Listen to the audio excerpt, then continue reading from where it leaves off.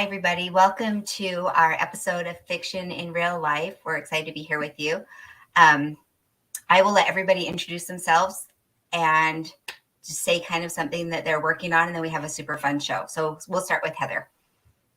So I'm Heather B. Moore, and I am still working on my World War II novel that's set in Indonesia. And last night I submitted officially to advanced readers. And so then that takes a couple weeks to get that back. And then I'll go through it again. And then eventually it'll make its way to my publisher. So. Cool. And Julie, what about you? I'm Julie Daines, and I'm starting some research on a new project that's going to be set in England, but it's not going to be a Regency time period work. And I'm actually super excited about it. It's going to be something a little different than what I've ever done before. Oh. And Jen? I am deep into edits for my Sarah Siddons historical fiction. It needs a title, but it just tells a lot of her life story, and I'm super, super into it. So I love it. Oh, cool. And I'm Jennifer Moore, and one of these days I'm going to be able to say that I'm working on something new, but I am still working on the same thing I've been working on since we began this video cast, and you're all sick of it, I'm sure, but I'm getting through the boring middle part of it, and hopefully I'll be able to get to the ending and the happily ever after and wrap everything up within the next month or so. Anyway, today we are talking about, is it my favorite topic? It might be my favorite topic. We're talking about dogs today because we had a listener, a watcher? We had someone send in a really fun dog story, and it made us all excited to talk about our dogs. So I'll tell you a little bit about my dog, Otis. Heather's going to put a picture of Otis. We call him, he has 1,000 nicknames. We call him Otis Bagotis, and that's what his Instagram handle is. He has an Instagram site. Is he the cutest dog? He is funny. He's not smart. He's just kind of a little doofus, and he loves us, and he's the funnest thing in our house. Heather, what about you? You tell us about your guy. Okay, so I have a guest dog, and she's been a guest in my house for 7 months now. So I don't know if she's considered a resident yet, but my oldest daughter moved back home, and so she brought her 3 pets with her. This is Sage. She's, I think, almost 2.5 now, because we celebrate pet birthdays, of course. And she still thinks she's a puppy, and she's just, when someone comes over, she is so excited. And she's been trained not to jump and not to push someone so hard that they almost fall down. So she just runs, like we have kind of an open floor plan in our kitchen. So she runs around the kitchen, like the whole kitchen area. And she just runs and runs and runs and skids around corners just because she's so excited. She can't contain herself because she knows she can't jump on somebody. So that's cute. Our dog. That's a big dog. When you said you had a visiting dog, I didn't imagine you had a full size. Yeah, she's all-encompassing. Julie, tell us about your dogs. So we have 2 dogs in our house right now. One is ours and one is my son's, who's also living at home for a little while. So the black dog is Iro. That's my son's dog. He's about 1. And so he's all full of energy. And then the other dog is Griffin, and he's about 7, and he acts like he's about 20. He's like lazy. So the little dog's always trying to get the big dog to do something. The big dog's like, can't you just leave me alone? And as you can see here, he's using the little dog, they're actually the same size. He's using the younger dog, Iro, as a pillow. Cute. I can't believe the older dog, Griffin, is 7. Yeah. Well, I remember when we got him. Yeah, he's getting old. And they look very shaggy in that picture. They just got groomed. They don't quite look like that right now. Fluffy. They're cute. Yeah, very fluffy. Okay, Jen. Okay, so I was scrolling through. I couldn't find a full-size picture of my dog, but this is Piper, and she's what's called a mini golden. She's actually a doodle, and then they breed them to look like the golden retriever side, less than the poodle side sometimes. And we went in looking for a doodle-looking dog, and the kids fell in love with her because she's pretty. So they all love Piper. And Piper is not trained well enough to not jump on people. So she drives me a little bit crazy when people come over. But other than that, she's super cute. except for the sock thing. So I don't know if your dogs love socks, but this dog collects them, spreads them around the house. Like every time I walk in a room, there's a few socks on the floor. And I realized the other day that it doesn't matter how old she gets, she's still going to do this until she goes back where the dogs go at the end of their life. So I love Piper, though. I know I'm complaining about her, but the sock thing's funny because my daughter's boyfriend was looking for his credit card. It fell in between cushions on a couch. And so he was digging through our couch to try to find his credit card and pulled out at least 10 socks that my dog had hidden in there.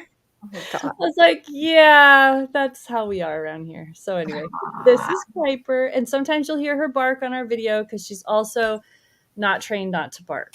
So. Oh, that's cute. Otis does that too. He hides stuff around. Yeah. Good boy. Okay, yeah, he's right here. He keeps hearing his name, and he's like, "What are you talking about?" Okay, so here's would take food and hide it. So I would look in my couch cushions, and there'd be like half a bagel with cream cheese on it, or someone's toast. One time, I found an entire brick of Tillamook cheese stashed in one of the cushions. What? Steven.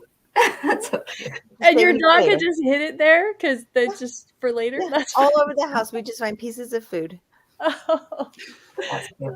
I love it. Yeah, and laundry baskets. That's a place that Otis likes to hide. In the laundry. Like Chewies, dog Chewies. He hides them in there. So we have to like shake our laundry out before we put it in the washer, else the Chewy goes through the washer.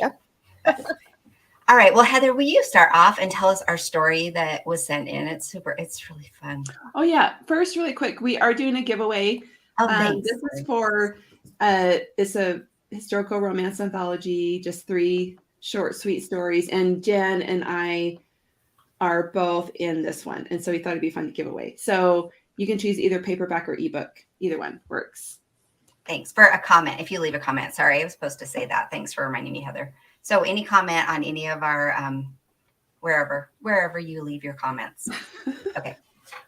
It sounds kind of mysterious. Okay. So this is a neat story about a dog named Lord. And it's actually a story that Jennifer Moore, her grandmother, shared, or her. Oh, sorry. It wasn't my grandmother. Oh. That's the person that sent it in. I just sent it in her. Okay. Oh, I got it. Okay. I'll find her. So this is about what's the first name of the person that sent it in? I'll find it. So go ahead and tell us. Maria. Okay, Maria sent this in. Awesome. Okay, so she is sharing this story. This dog's name is Lord, and it was her Mormore's dog, which is her mother's mother, and the dog was well loved. And this picture is actually a professional picture. And ironically, just probably a week ago, I found this kind of cute little thing that was going around social media that said, your pet is spoiled if, and then it has like this list of stuff. And one of them was if it has a professional picture done of the pet. Anyway, so this dog was actually written about in the newspaper. That's how famous the dog became. And that the family owned a hot dog kiosk. And this story takes place in Sweden. But the interesting thing is that the dog was trained to know how to buy his own hot dogs. So I'm going to paraphrase this story in the newspaper a little bit. So he was given a little bag of coins, and he knew that if the coins were in the little bag he had, that they would rattle. And so he wouldn't go to the hot dog stand unless the coins were in there rattling. So he would run over, he'd put his paws at the window, and then give the employee the bag that was in his mouth. And the employee knew exactly what to do. So he took the money and he put the hot dog in the bag. And then Lord would run back to his house. And once he put the bag down in front of his owner's feet on the floor, he would wait. And when the owner said, tear open your bag and eat up your hot dog, then and only then would Lord open up the bag and eat his hot dog. So it was pretty cute. He also liked to play hide and seek and with one of the little girls in the neighborhood, and they would take turns running around the corner of the house and then waiting till the other one came to find him. But one day Lord was tied to the downspout by the same little girl, and he did not like that, of course. And it wasn't until the little girl came and profusely apologized to the dog that the dog would go and play with her again. So I think it's just really cute how we see these dogs just have these personalities, and I think they understand a lot more than sometimes we think they do. And they get into these little habits. They definitely, I feel like our pets at our house are all creatures of habits, and it's pretty easy to train them, especially with food, like what time of food or what kind of food or where they're going to eat. And they get into these habits, and then that's what they expect every day. So it's kind of fun to read that story. That's so cute. Thanks, Heather. That is I cute. love that. Like, I can't imagine my dog going to the hot dog stand and not just attacking the hot dog stand and eating all the hot dogs. Oh, and, Right? and waiting till, Yeah, just waiting in line. yeah. That's So funny. after looking at that story, I think that would be something really cute to book in a story. So I would vote, I would book it just because I find sometimes my favorite books I'm reading, they always have some sort of a pet in there, and they are always up to some antics, and it kind of just gives a little bit of that comedic relief in the story, but it also kind of makes the story a little bit more heartwarming. So I think having a funny dog like that that's also clever would be fun to write about. I agree. I would definitely book it. I love it when a character has a pet, especially a cool pet that does little things. Like, it makes me think of Pirates of the Caribbean, how that Captain Barbosa has that little monkey that that will get the monkey. coins for him and stuff like that. And it kind of makes him a little more of a likable character. I think it's a cool thing to give your character to make him. Yeah. Okay, Julie, what do you think? Yeah, I think I would totally book it. I love animals. My dogs would never do that. We tried for hours to teach our dog to carry something in its mouth, and it wouldn't go anywhere, not even across the kitchen. But I think it's cute, and I agree that giving people a pet in a story, a pet that loves the character, makes us also kind of like the character, right? Mhm. Because we feel like if someone loves them, even if it's just the pet, then there must be a reason somewhere. Hey, Jen, would you book it? Yes, I got my big book it sign. I would book it. I agree with everything you just said for all those same reasons. Dogs going in. Yep. Lord, that is a cute story of that dog. That is fun. I think that's a collie. Was that a collie? I'm not sure. It was a It looks gorgeous like a collie. Okay, Julie, you have a story too. Yes. So I have a story about a woman. Her name was Elena Hansen, and she lives in California on a nice ranch up in the mountains. And she has these two dogs. She was a grown-up woman. You know, her kids were all raised and gone. I think she had one child that was raised and moved on out of the house. But anyway, so she lived alone on this big ranch with these two dogs, a wolfhound, which you see in the picture, and a mastiff, which I didn't grab a picture of. But anyway, she was out one day to do some repairs out a ways away, like a long ways away from her actual house.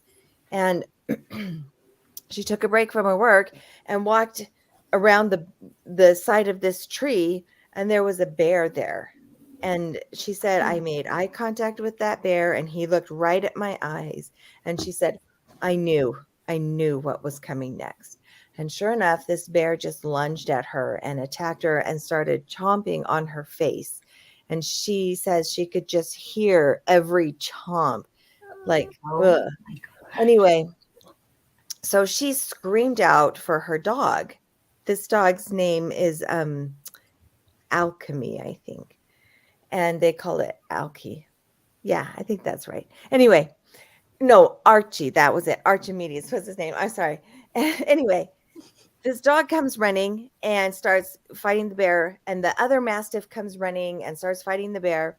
And she says she looked up and she saw her mastiff on the ground, and it looked like the bear was just eating his stomach, just chomping on him.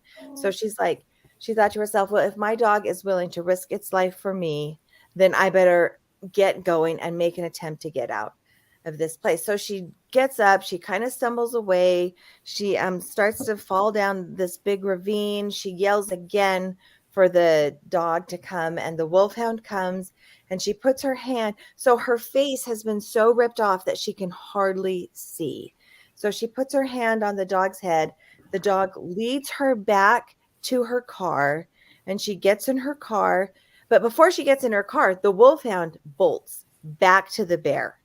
And she's like, okay, that bear is going to kill both of my dogs, because she can hear them whining still. But just as she's about to drive away, the mastiff appears. She gets the mastiff in the car and barely manages to drive down the mountain until she comes to like a fire ranger station. And she just kind of falls out of her car. And the man said, oh, who do you know your name? And she said her name. And he's like, I know her, but I did not even recognize her. Anyway, she had to go to the hospital. She had over 1,000 stitches in her face. And she's honestly, if you watch the video about her, she's a beautiful woman and she still looks really wonderful. They did a great job. But just the instinct of these dogs and the bond that they had with her made them want to just save her life. And so they did, their instincts kicked in. They did the tag team. One would attack and one would distract, and then the other one would distract and the other one would attack. And they literally saved her life from the bear. And both dogs were okay, right? And both dogs were okay. Yep. When she got home from the hospital and everything, both dogs miraculously ended up being fine. Wow. So it was amazing to me. The first time I heard this story was several years ago. And I literally started crying at the love that these dogs had, that they would just immediately jump in that kind of situation, even though they were also getting hurt themselves, you know? So I think it's a cool story. That's awesome. Too. Yeah. Hey, Heather, what do you think about that? Would you book it? Well, since it has a good ending, I'm a little worried there. Yeah, I mean, I definitely think I would book it. It sounds, that's kind of an extreme animal saving a human scene, but I think there's definitely some place it could work. You know, I just kind of what we talked about before. I love reading about the loyalty of pets, you know, but that goes both ways, pet owners to pets and pets to pet owners. So it's definitely very impactful emotionally, and it might work for the right book. I agree. I would book it. I love stories like that with the animals that love their owners so much that they will fight with them. And I think my dog does that. If, you know, we're just kind of playing around, he's like, oh, don't you even mess. You know, he gets right in the middle of it and is trying to figure out who to protect, or, you know. So Julie, would you book it? I also would book it. I think it's great. I think in the right story, it could make that's cute. I think in the right story, it could be a great addition to, you know, to the plot, to the character. I like it. And Jen, what about you? I can't. It's too. It's pretty gruesome. And last year I could have booked it, but right now my heart can't take it. Like, I would try to write that and I feel like it would throw me over the top. So as much as it's powerful, I think it would overpower me. So I can't book it right now. Maybe in a year or two I could book that again. Yeah. Well, that was a good episode, you guys. You remember we have that giveaway for the To Kiss a Wallflower. Is that the name of it? A wallflower. To Kiss a Wallflower. So leave a comment and don't forget to send in your stories. We've gotten some really fun ones and we just love them. Every time we read them, we're just like, oh my gosh, did you see this story? Send in, you know, like hometown legends, or if your high school had a weird tradition, or you saw a ghost, or there's a ghost story, a haunted house in your neighborhood, or weird first date, or something crazy that happened on a travel. We love to hear about them. They're really fun. So thank you for joining us today in Fiction. In Real life. See you later.